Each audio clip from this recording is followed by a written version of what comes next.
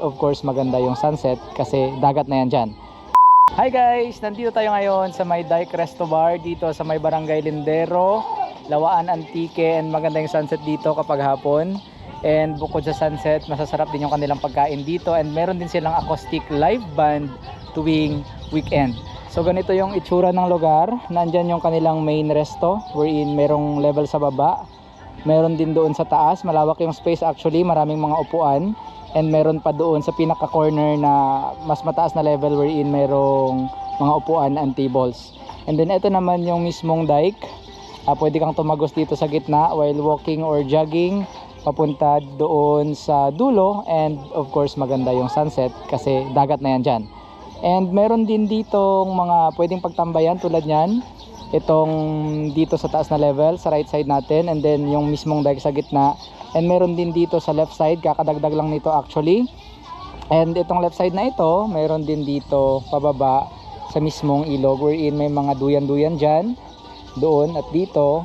And meron ding umaagos na ilog papunta sa dagat. And take note, malinis yung tubig dyan, talagang relaxing and crystal clear.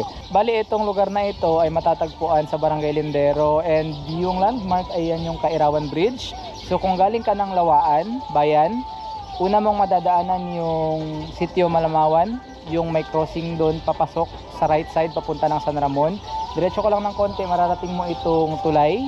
And dito sa tulay, bago ka umapak, hindi ka natatawid, liliko ka sa may kanan. And ayan na yung tulay.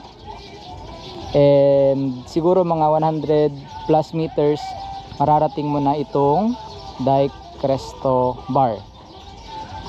So kapag weekend, magandang lugar na ito puntahan dahil nga meron silang live band, acoustic band na dinarayo rin ng mga tao. Marami silang customers dito kapag weekend. Pwede dito mag-snacks, short order, and pwede rin ditong uminom. Yung pang pamilya o pang barkada na leisure time kapag weekend. This is the perfect place kapag malapit ka dito sa may Lindero, Lawaan. By the way, masarap yung pagkain nila dito. Tinry ko earlier yung kanilang mango shake na may kapares na lumpiang Shanghai, approved. Try nyo rin. Ito again ang Dike Resto Bar. So yun lang, share ko lang. Punta rin kayo dito. Bye bye, salamat.